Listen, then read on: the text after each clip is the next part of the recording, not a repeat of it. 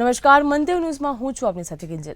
સમાચારની શરૂઆત કરીએ તો રાજ્યમાં હજુ 5 દિવસ કમોસમી વરસાદની આગાહી કરવામાં આવી છે। રાજ્યમાં હજુ 5 દિવસ કમોસમી વરસાદની આગાહી કરવામાં આવી તો છેલ્લા કેટલાય દિવસથી રાજ્યમાં કમોસમી વરસાદ પડી રહ્યો છે। તો કમોસમી વરસાદ પડતા ખેડૂતોમાં પણ ચિંતા વધી છે।